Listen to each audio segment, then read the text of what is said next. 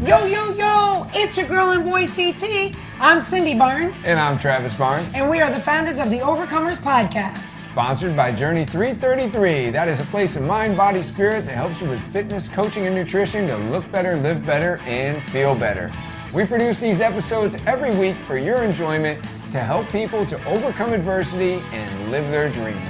Yo, yo, yo, it's your girl and boy CT. I'm Cindy Barnes. And I'm Travis Barnes. And we are the founders of the Overcomers Podcast. The Overcomers Podcast is sponsored by Journey 333. Now, that's a lot of threes. That's a place of mind, body, spirit, fitness, coaching, and nutrition where we help you to look better, live better, and feel better. I mentioned mindset, and today I am so honored. I'm so proud to bring to you the guest that I'm bringing to you today. He's the biggest overcomer I know. And I've talked to some overcomers, and I include myself in that category because you all know my story, but I can't wait for you to hear his. Peter Twist, NHL strength and conditioning. He's done so much for our industry. I think he's created much of what we experience in our industry.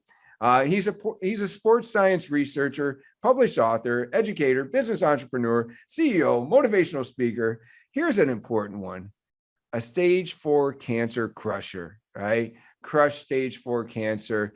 I just love reading Peter's posts.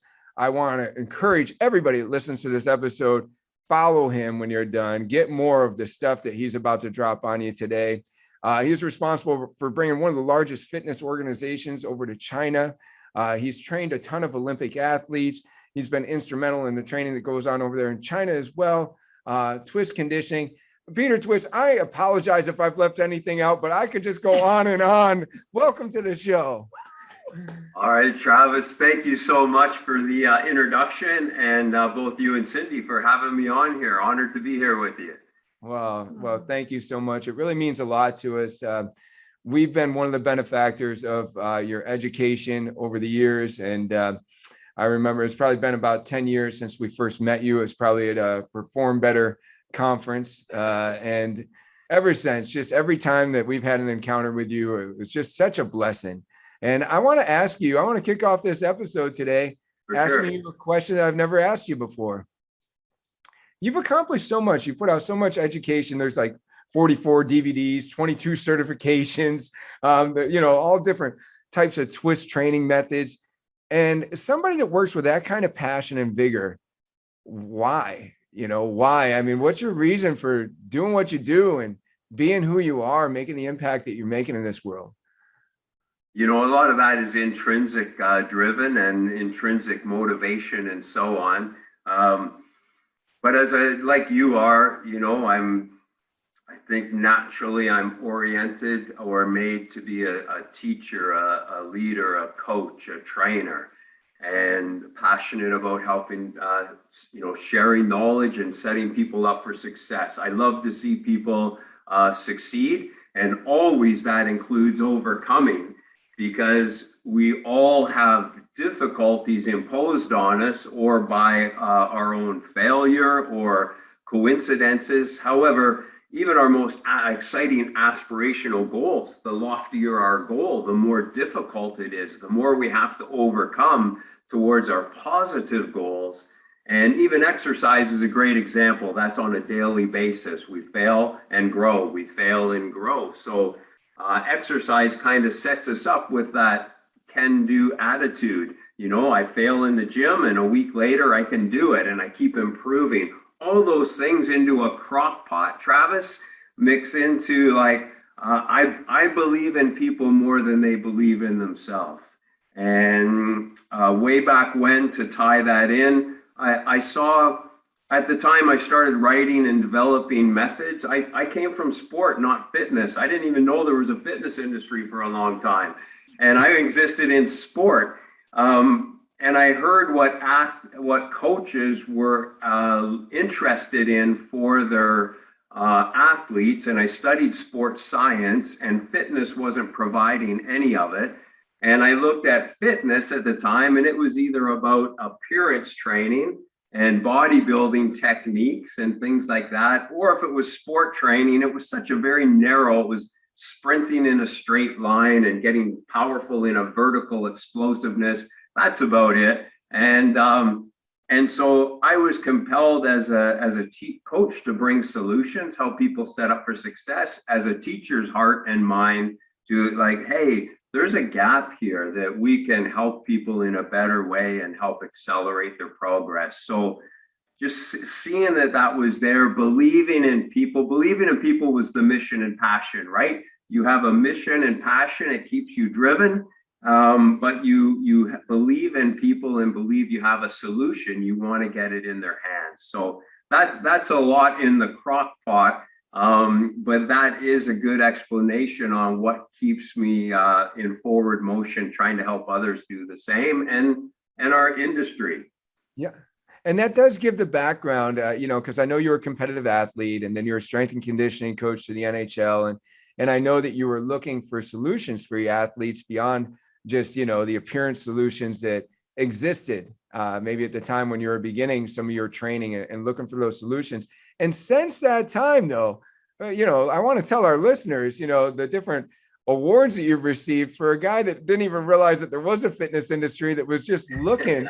I mean, so 2001 NSCA's President Award, 2003 CanFit Pro Specialty of the Year Award, 2010 Program Director of the Year, CanFit Pro's 2012 Canadian Presenter of the Year, 2013 Idea World Inspiration Award, and in 2015, was inducted in the USA Hall of Fame. It's just amazing the different ways that you've been recognized, but it's because you've just gone at this with this fervent passion to bring solutions. And the solutions, many of us, we're in our studio today doing this episode, get to benefit from your ideas and the information you shared. So let me ask you this next question. It seems like a life as a competitive athlete and somebody that's just helping other people to improve their playing.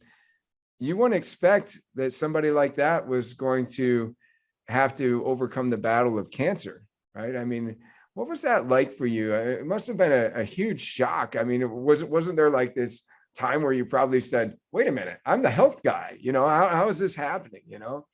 Can you share a little bit about that? Absolutely, because I do believe, like in all of our path, we need grit and grace. We need the resiliency and mental toughness and grit to carry on, but the graciousness to move forward, respectful and kind, and carry ourselves through challenge, exposing our character at that time. However, to answer your question, when I was diagnosed, I was pissed off. Right. And I just thought, we're all going to come and go and die at some time, but this was not my time. This seemed like a error. No, number one, at the time, my life, it's funny, tomorrow's is New Year's, and I'm going hiking up through the snowshoeing up to a mountain peak, and we're going to look at the view over the ocean. That's what happened just before I was diagnosed. And it was on the 31st, and I was with, friends and family, and I took off with a guy sprinting up the mountain ahead of everyone, and we looked at each other eventually and just started laughing robustly, thinking the same thing. It's like, we're not fatiguing. We can just keep going. And we're powering through the snow. There's snow flying everywhere. It was exhilarating. Our heart rate's at 200, but we're rocking. And we paused, looked down at our kids and family and friends, and I said, Travis and Cindy, everything right now is a 10 out of 10. My fitness, my health, my mindset, where I live, what I do, my business, my kids, my friends. So grateful, so blessed. And a week later, I was diagnosed with stage 4 head and neck cancer. And it was actually a tumor the size of this baseball, lodged at my brain stem and my neck, and then a lot of other tumors in my face and chest and mouth and so on. So I was pissed off, number one, because of the disruption. It's like when you are diagnosed late, I always thought if I got cancer, I would meditate and go into nature and mindset my way through and use holistic nutrition. And there's a chance for some things to be successful with that. But that would be like an early stage 1 where you got room to play. When I was diagnosed, I was pissed off because, and this is really important for people to understand, I really emphasize this. I felt the best I ever have in my life in those years, but 2 or 3 times a year, just my gut brain, which is our intuition, but it's really our gut brain informing us about the body, was telling me thoughts and self-talk. I think I have cancer. I really feel I have cancer. Now, I was my fittest, strongest ever and felt amazing, but intuitively, there was that nagging feeling that would come in. I saw Western doctors for 5 years coming in with that story. And I got turned away so many times, and any preliminary tests all came out perfect. And they told me what sounded nice, which is, don't worry, you're fitter than a professional athlete. Go out there and enjoy life. And my mistake not to keep pushing it harder. So I got misdiagnosed for 5 years until finally it was so obvious that, I was told it was too late. Wow. And my first oncologist didn't even want to do chemo or radiation, just wanted to put me in palliative care. Wow. And so I cut that doctor immediately because he wasn't smart enough to have a solution. Your coach has to believe in you, right? That's right. You can't be on the team. Is there a 1% chance? Just give you something, But if you don't think that, then you're not on my team. Absolutely. Yeah. So I'm in a state now, and especially during COVID, if people are overwhelmed during COVID, it's understandable. We all get overwhelmed and setbacks, and we have loss and so on. However, it's a great opportunity if people feel that way for resiliency training. And COVID hasn't been very difficult for me, although it's been another chapter of massive loss because I've already had lots of resiliency training. This isn't the toughest thing I've been through, and I know we're going to get through and we can adapt and change. So great opportunity there. But now I'm about peace and kindness, and I'm finding happiness during COVID. That's my championship win. But at that time, for going into that battle, I just put my warrior hat on. I was respectful to the nurses and oncologists and thanked them every day. But I was in a battle mode. I'm going, and one of us, it's a war of attrition. I'm going to get hammered with the highest level chemo radiation. And this is key because I'm here today. I feel great. And I won by a thread. Yeah. I want to highlight a couple of things that you just said, because I don't want our listeners to miss it. First, I want to ask everybody, what would that be like for you if you were 1 week into 2022 and you found out that this might be your last year on Earth? What does that make you think of? I mean, one, I hope that you would go into battle mode as well, but what would you want to do with that year? And those are important things because we should go and do those things, this year. Right? Don't wait. That's very important. Two, I want to highlight resiliency training. You're talking about facing the pandemic right now. And you're like, that's nothing. I mean, I've faced stage 4 cancer, resiliency training. What's been the resiliency training in your life? And have you looked at it in that from that perspective to where it's like, it's resiliency training. It's not necessarily just some curse that's happened to you, but it's something that made you stronger. That's really good. And so I don't know, Cindy, was there anything else from that you wanted to highlight? No, I just, I love the story of you beating cancer. And tell me, how long has it been now? How long have you been cancer free? This is year 10 now. You're 10 years. Right about now. I remember you saying one time when we had talked too about how you train your body and how you fuel your body with healthy things, organic things. You don't eat fast food, that kind of stuff, because when you had to rely on your body to get through this fight, it was ready. like you had poured into yourself so Yes. that you could then use it. I can't remember. I wish I could quote you on it, but anyways, I always thought of that, like training your body. So when it's sick and it needs, help, it's ready for that. Yeah. Yeah, I think someone had mentioned to me, they thought, no, they knew my background more.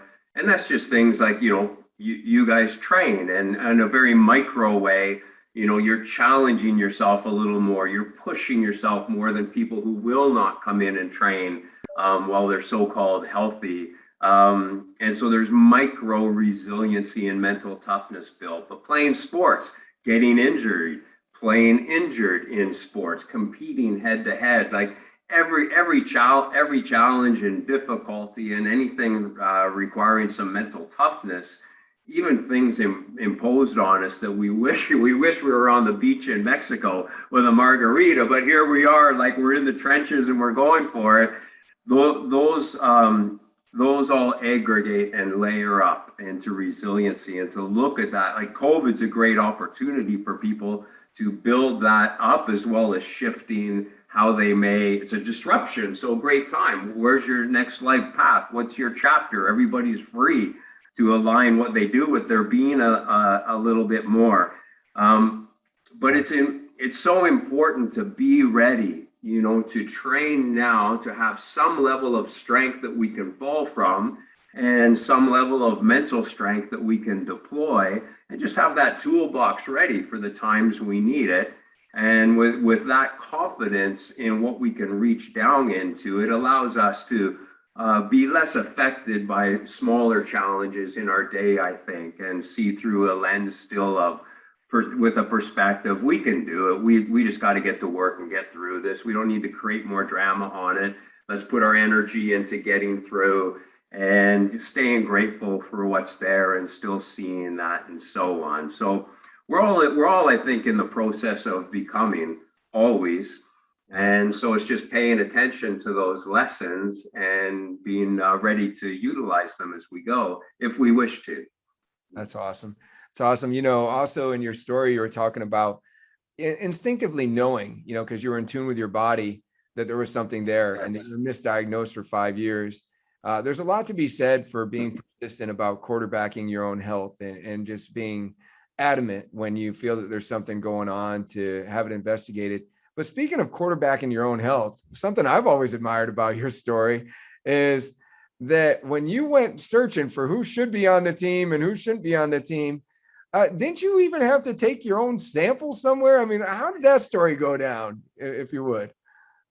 Yeah, well, like everyone, there's times, where I'm not in my life, I'm not accomplishing as much. There's times where I'll procrastinate. There's times where I'll blow something off and just go out and have fun.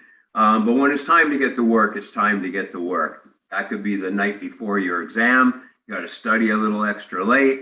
It can be having a business proposal ready the next day, and you focus harder, you work faster, and you see it through, no matter, you show up a little tired the next day if that's what it takes. So there's times we switch on, and when you're told, this is caught late and it's going to be too late, and then they're taking a biopsy. So I was outside of the cancer hospital for the biopsy, and I was told right then, this is really, like, it's been there a long time. This is really late. We gotta get this going. I just asked them. I was clued in enough to know that every day counts. And I asked them, what happens now with this biopsy, this tumor sample you took? He said, well, we send it over to this lab, and then it sits there for a while. It gets assessed. It gets sent there to a second look. Then it gets to the cancer hospital. Then by the time I would get in my next appointment, it was going to be like about a month. Mm-hmm. And so I just looked at the doctor, and I'm just sort of thinking of this in real time as I'm going. I didn't have a master plan. This is just like thrust upon me. And I just said, can I ask you, I appreciate you doing taking the tissue sample. Now, who owns that legally? Does the government own it? Does the cancer hospital? Do you, the doctor, or do I, the person? And he just kind of smiled. He wasn't sure what I was up to, but he knew I was thinking of something. And he just smiled and he said, you own it. It's from your body. And I just put out my hand and I said, could I have it, please? Wow. And he handed it over. And I said, I'm going to get in my car on my way. Can you please send me the number of 2 private labs that are closest to the cancer hospital? And I started driving in the direction of the cancer hospital. Text came in and I went there within like 40 minutes. I was at the lab, knocked on the staff entrance down the back alley and said, look, I don't want to disrespect anyone or step on other people's toes, but maybe there's some samples that are like stage 1. You know, this one is late stage, I'm told. Can you take a look at it and get it right over to the cancer hospital? I received a call from the cancer hospital that day. Wow. Got in right away. Wow. And just that one act of owning the process and moving it forward faster and not disrespecting anyone, but everybody I talked to told them a bit about my story. Like, I want to be the most coachable patient ever, and I want to move forward, and I'm ready to go. And I was like bringing passion and compelling and urging, like, how can we save some hours? How can we save a day? And let's go. So that was that. And my whole process was like that. I don't believe I would be here right now without shaving that kind of time. Yeah. You know, quarterback your health, put it in your hands, at least try and steer the ship. Don't be passive. Don't just be a passenger. And you wouldn't be here right now if you just accepted the information. You know, I don't know the difference in people that are willing to say, oh, okay, just, you know, put me in hospice care or whatever you want to call it. But you went at it with a never give up attitude. You own the process, you own the problem, you quarterbacked your own health. And I want to thank you for sharing your story the way you have before and the way you are today, because Cindy and I went through our own health issues in the last just over 12 months. Yes, and yes. I thought of you, you know, when they said I had a rare blood disorder that was threatening my liver and could cause cirrhosis and all this kind of stuff. I was like, you know, how do I get moved up the chain? Because if you need to do something about it, let's do it. And the same thing happened with Cindy with her thyroid cancer. You know, not to just accept, you know, whatever your spot is in line and whatever, you know, passive treatment you might have, but to be a little bit aggressive in the process, you know, because it is your own health and it is important. And you know, so, you know, kudos to you. It's just an amazing story. And thank you for sharing it with our audience today. You said you got through hanging by a thread. Could you share a little bit about that? Like, you know, what, I mean, once a cancer hospital calls you and now you're going to go through the process, you said you did come out on top, but you said by a thread earlier in the episode. Could you tell me? Yeah, I think the most succinct answer to, you know, to respect time on what you want to cover today is,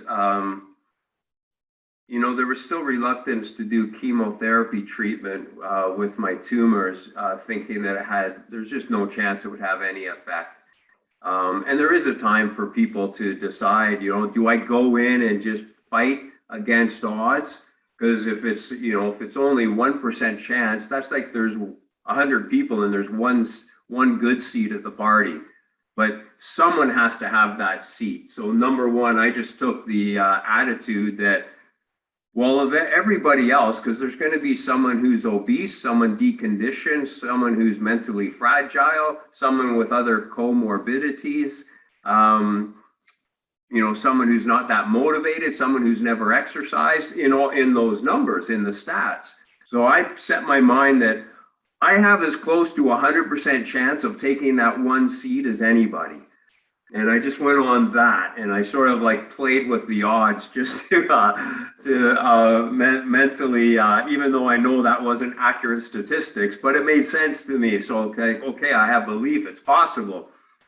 And they still didn't want to do chemo. There was one radiation oncologist that thought, this is important for your listeners, that because my strength and conditioning was so high at that particular time, that I had more room to fall, because basically they're going to give me highest levels radiation and systemic chemo.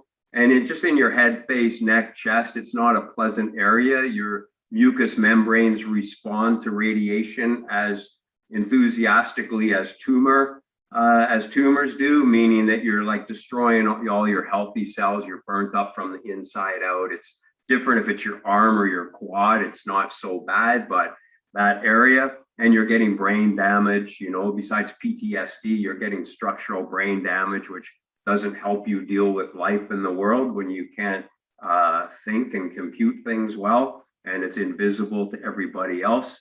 But I went in and they just bombed me. I just said, throw in the hand grenades. And ultimately that winning by a thread that you said, this is important, because we don't have to crush our goals. And everything we do, we don't have to crush the competition. And you're in a race, you don't have to win by miles. Think of the Olympics, 100-meter sprint, even some long distance events. Someone will win by 0.01 seconds. Their chest just breaks the finish line, just by threads on the fabric ahead of someone else, and they get the gold medal. And so just winning by a thread. So the bottom line here is I'll be transparent, so people can remember this and take this with them in their time of need, which may be now. But I'm fairly strong constitution and character and mindset, but I was just beat up enough, and it was consistent torture enough that I considered relenting. It was hard to stay in and fight. And you think of people who don't have that can-do belief or mental toughness, it might just be losing 10 pounds and they relent and give up. It might be one small failure and they give up and relent. But this was life and a big challenge. I was teetering on relenting. Can I keep battling? Like, this is 24/7 torture. And so I set a stopwatch that I have from coaching, as you would, and I set it for 60 seconds. That was my goal. I'm going to stay in the game for 60 seconds. Then, it rings, it goes off, and I just clicked and reset it, reset it. Got through pretty much a day like that, then expanded it 5 minutes, 10 minutes. Eventually, I didn't need it. And I crawled over the finish line. Thank you for sharing that. I'm sure. So the message is, you don't have to crush your goals. You just have to outlast your competition and challenge. Stay in the game, not relenting out of the game or actively doing that yourself. As we all know, people say who have committed suicide. That's the only mistake you can't come back from. We can all screw up in so many different ways. And we can come back from them. There's always a way to come back, right? Don't relent, stay in the game, just win by a thread. You don't have to crush your goals.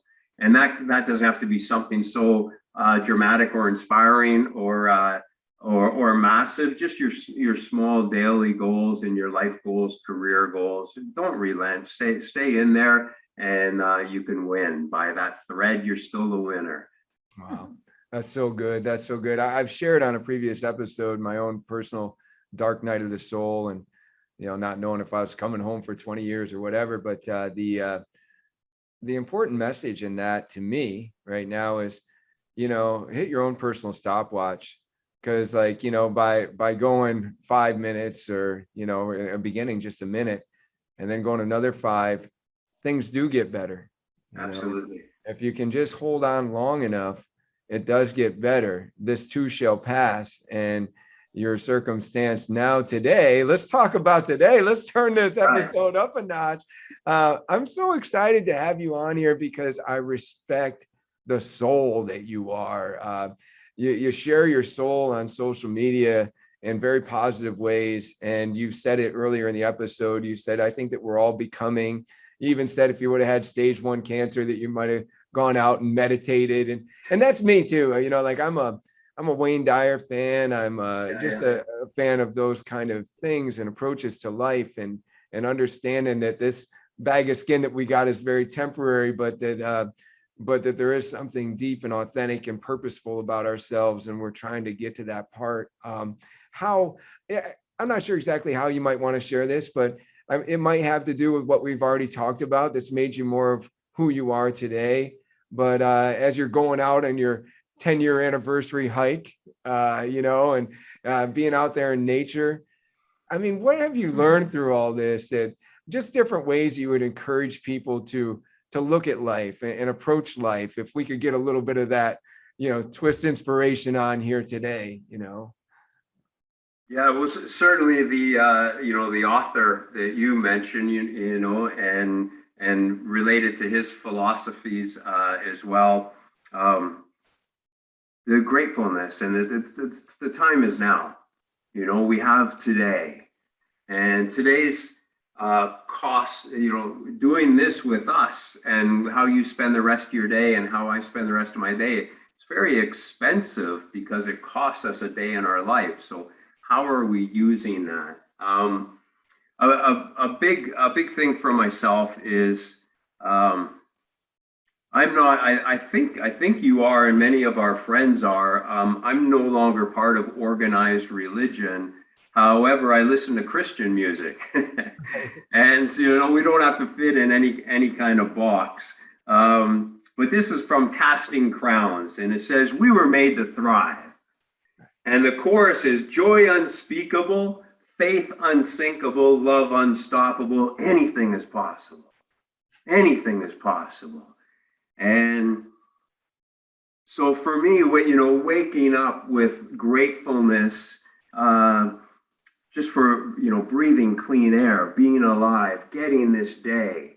And I might do it well, I might make mistakes, I might succeed or fail, but even when I look back to that stage 4 cancer battle, and I can list things for both you, Travis and Cindy, that inspire me that you've overcome in life and business and health in your path.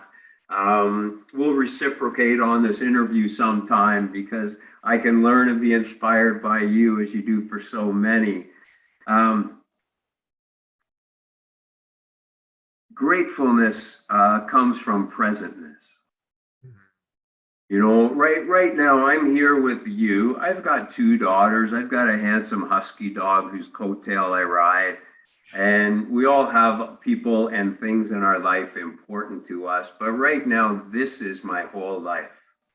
There's nothing else but this. I'm 100% here. And when we can develop, what I did is when I had my biggest difficulties, when we really need company and where we want to be distracted from it and be entertained, or we just do something, maybe bites of that are good. I spent most of my time solo, where I can't escape my challenge, my thoughts. And I spend a lot of time in nature. We know motion creates positive emotion, and nature creates positive energy. You put the 2 together and you're solo. I kept in motion in nature by myself until I could move better, till I reconciled my social, emotional, and mental side. And I developed a great awareness and appreciation for presentness. And shifting the lens I threw through the power of the pause. When I'm approaching something and my self-talk is negative, or I'm just distracted, I'm not appreciating my day, I'm entering dynamics and I'm doing it poorly. I could start to see these dynamics aren't going well. The people aren't receiving me well because I'm not showing up my best. The power to press pause. Boom, press pause. Step back, shift our mind, be present, be grateful, step back in and rethink, reapproach. And so that takes a while, but and after doing it for a bit, it takes like 5-10 seconds. And being able to pause, shift, re-enter a moment, whether it's just us and our self-talk or me talking with you or other dynamics, and being authentic and genuine, Travis and Cindy, but showing up,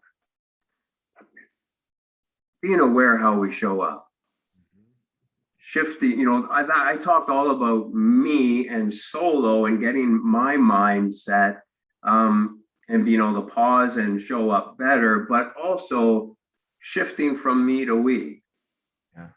How am I affecting you? How are we affecting your listeners? Being respectful of that, and then just being present. Presentness equals gratefulness. Gratefulness equals happiness. The formulas are simple.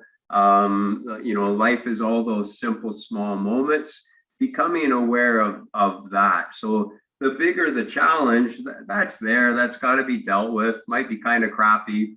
Not my first choice, but in this day, like my dog's sleeping over here. I got that undecorated Christmas tree outside. There's snow in the trees, and I walk through my day. We walk in and buy a cup of coffee.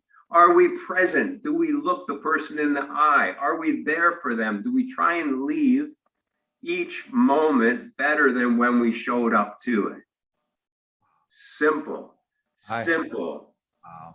Right? And seeing them respond with appreciation, having them reciprocate more often than not that good energy, and just having those little tiny bites of moments through a day, that starts to be your whole through line for each day, no matter the noise that's going on around. Ooh, that was good. The reciprocation part too.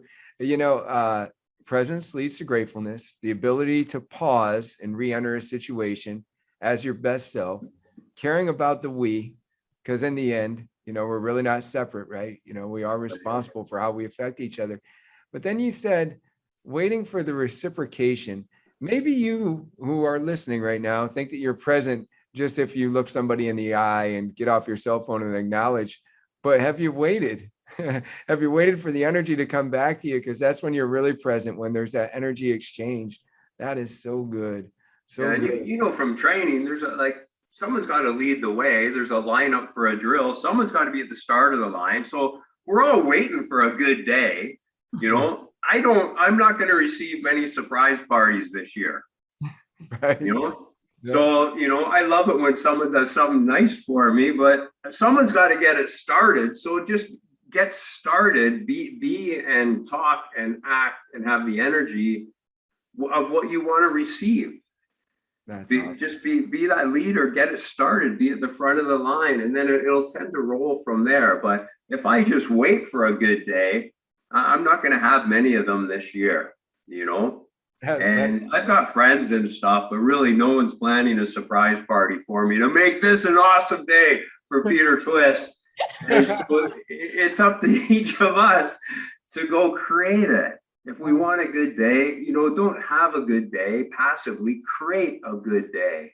And it just gets simpler. You have ambitions, I have ambitions, our listeners have ambitions and aspirations.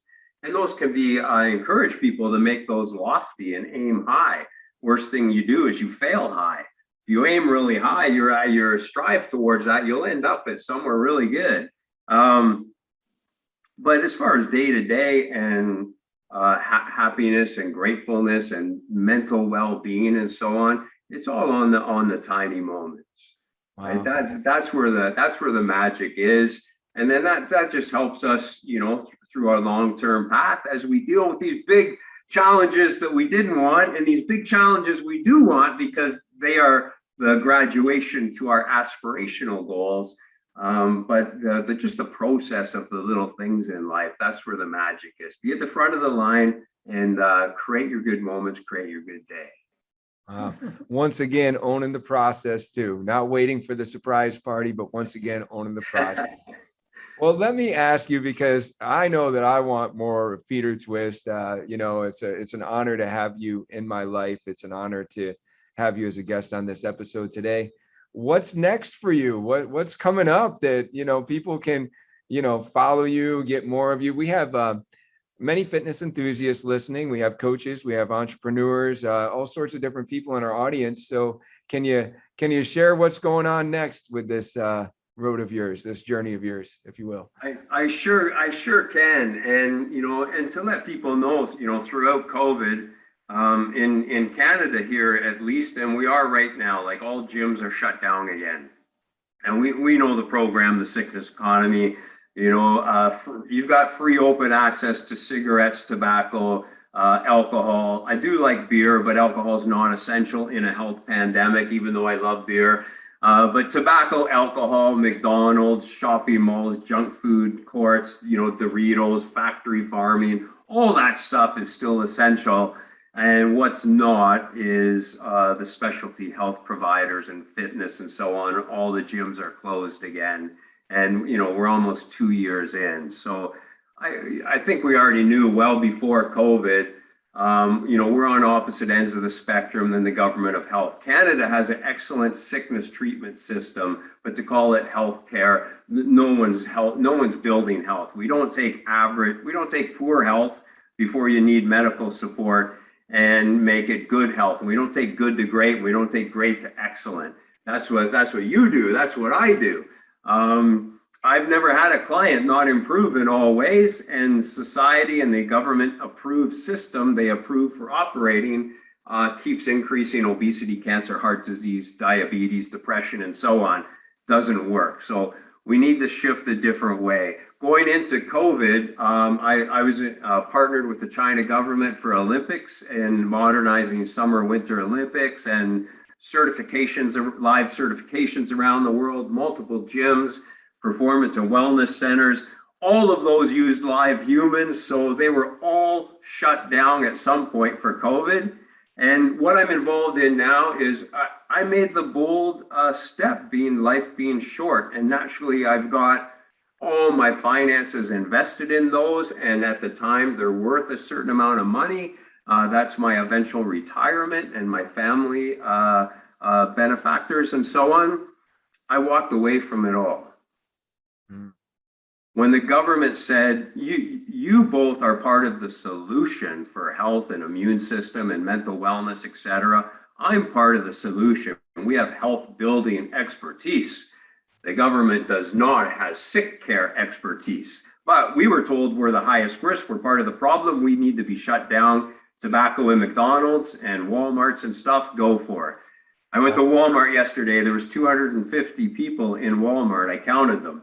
And in that 1 minute, but five people can't, get together to train and build their mind and body and physiology up. So when I saw that, I looked at your question about what I'm doing today. I looked near the start of COVID.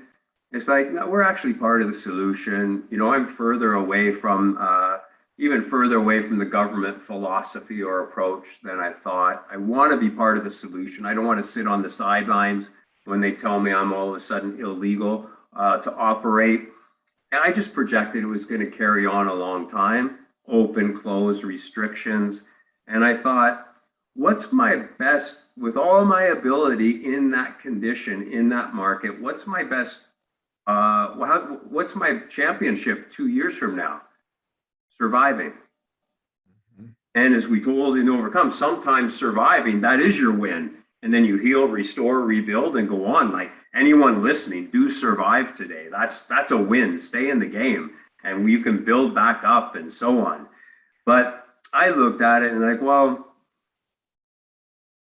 is it going to be fun? Is it going to be joyful? And like, no, it's going to be a pain in the butt. It's going to be frustrating. And the best I can do with all my effort, 80 hours a week, is survive. Then of course I could rebuild long term. So I made the bold decision to just walk away.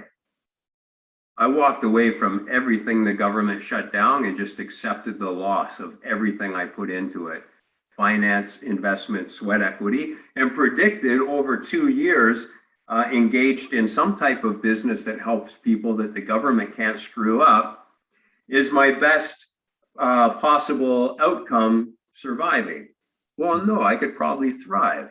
I can do better than survive. and I can enjoy the process of creating new and helping people and in that type of condition. So I set up January 31st, we'll launch twisteducation.ca. That'll be live within a month.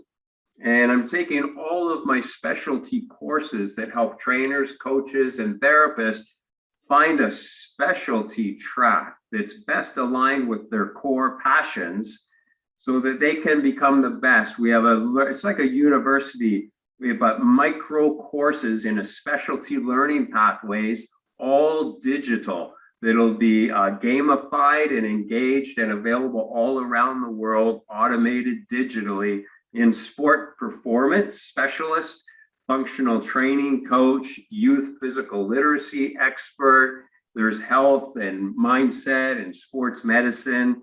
And these are written also in a way making complex simple. So if someone listening is an accountant or a lawyer or involved in some other industry that got cannibalized during COVID, or is just having the shift in consciousness during COVID of like, I did really well as an investment broker, but in the time I have left in life, I want to do something that I believe in that helps people that I'm passionate about. This sets also people up who are joining the fitness and sport industry into a very specialty track. And it makes it clear who do they market to, how do they market, and they have real niche expertise, which makes for a great long and successful career. So I've been setting up a learning management system, all the digital courses, lots of filming, lots of writing, geeking out, loving writing stuff. And we really look forward within about a month to unveil our first courses. And we're just going to keep building for the next few years, more courses, scale positive impact. We want to set people up for success so that they can go teach, train, mentor, coach others and help them overcome as you are and help people become their best. That is awesome. Wow. That's awesome. And I love the fact that you're helping people find specialties because, we all know the more that we niche down, the better off we are, because if you're talking to everybody, you're not talking to anybody, right? So talk to that specialty passion group that allows you to be successful and live out your greatest purpose. That's awesome. Well said. Greatest purpose, right on. Really good. Really good. And if people want to follow you and, get some of that social media that I was talking about, where are you the most? Where can they hop on and do that? I think Instagram's an easy one. It's Coach Peter Twist. They can also look for me on Facebook. And if I can figure out a couple dance moves before and after each exercise, I'll eventually be on TikTok. I guarantee that won't be pretty, but I'll do it. And, but Instagram, Coach Peter Twist, I think that's the easiest place. There's a real positive community engaged. And my community, I learn from them. I'm also inspired by them. So great to be involved, for people to come in and meet other people through there too. Oh, that's awesome. Well, Peter, I can't thank you enough for being on the show. I know, it has been an honor. It really has. Thank you. Thank you so much. You're welcome. I appreciate and I'm thankful for you hosting me. I really admire both of you, and I appreciate both of you as people and professionals and leaders. Kudos for your challenges you've overcome, large ones, intense ones, and you keep making it through and re-thriving. But thanks for all you do, including this podcast, with your heart and mind wanting to help and impact people. So I love it. Love everything you're about. Well, thank you. Thank you. Those words are a blessing. Thank you very much. All right. And all the best in the day and in the year ahead. Let's create a good one. All right. 2022. Sure. Here we come. Right on. All right. Peace. Hey, thanks for tuning in to the Overcomers Podcast, sponsored by Journey 333. When I am not hosting the Overcomers Podcast, I am working at one of our fitness franchises so that I can continue to help people overcome adversity on a daily basis. That's right. People come to the Journey 333 fitness franchises because they want a coach in their life. They want somebody to help them overcome the adversities of life, motivate them to higher levels of greatness, bring out their potential, help them lose weight, get off medications, fight depression, fight anxiety. That's what we do on a regular basis.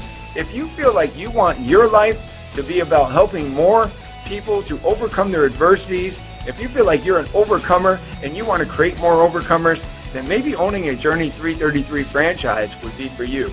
To find out more, go to www.journeyfitness333.com.